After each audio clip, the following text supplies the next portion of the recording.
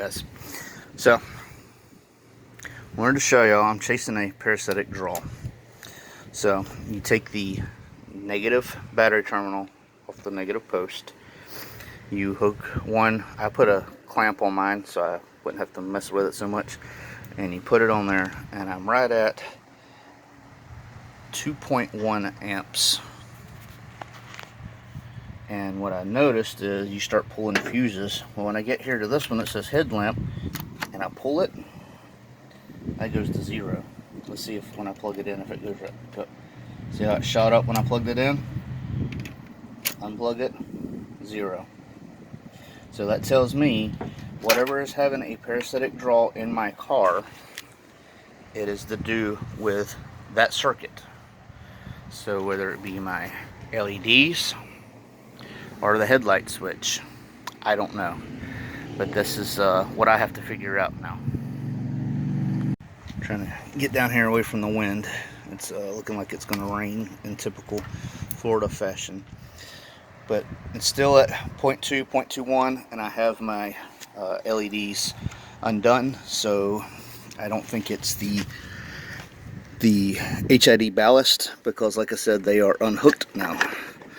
So it doesn't seem to be that drawing anything, because like I said, I'm still getting pull. So my next guess is the switch, but the switch is like a year old, so I'm hoping that's not it.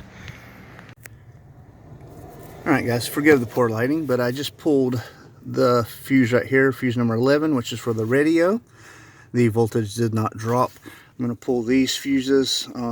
They control various cigarette lighter and things like that. And I'm just going to keep pulling until I find where the draw is coming from. Essentially, I've narrowed it down to it being in the headlight circuit, but that circuit also controls dome light and things like that. So let's see where this brings us. Just a reminder, always close your door, because your dome light's going to draw parasitic. So I got the number 8 fuse pulled, and I cannot get a single parasitic draw. All around, no matter where I put it, there is 0 draw. So there would be some normal draw from the clock out of that, and the memory for the radio. So I'm going to plug that back in and remove a few more and see if it drops down to an acceptable level, or if I have another issue. That's fuse number 7. It's for courtesy lights and stuff. So seems to be isolated on fuse number 8 is where it drops down, but I don't know what else to do from there. So I'm gonna keep working at it, but we'll get to it.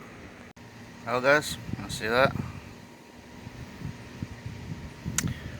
According to this, it's in the radio area.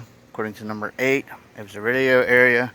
I pulled out my CD player from the center there, and I unplugged it, and that's where the parasitic draw was coming from 0.17 to 0.06. Now there was a slight draw from the micro mechanic being plugged in, but that is not much at all. They allow for 0.5, 0.6 to 0.8, somewhere around there. They really don't want any more than 100 milliamps, but some cars vary. So basically guys, you take this number here, you got 0.06. It's fluctuating back and forth for some reason. I think it's just the way my lead is. If I sit there and hold it tight, it usually sits on 0.6 like it is right now, because I'm holding it, but as soon as I move it. But regardless, we say 0.6, you times that by 1,000, 0.06 equals 60 milliamps. So you're good for 0.1, which is 100 milliamps. So I was right at 2, so I was at 200 milliamps, which is double what you should be seeing. So I did have a parasitic draw. And we'll plug my micro mechanic back in and see where that goes. So the micro mechanic plugged in, it's 0.8, 0.9, so I'm still under the 100 milliamps, about 80 to 90. So I'm going to leave micro mechanic plugged in, and that's I don't know if the CD player is wrong. I know it stopped reading the USB. I have to look and see what's going on there. I may just delete the whole radio system. I don't know anymore. But that is how you do it.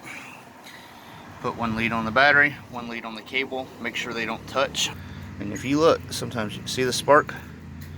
There's still some generation. There's always some kind of draw. We're right at 0.9, 0.8, 0.9. See it going back and forth? So we're good there.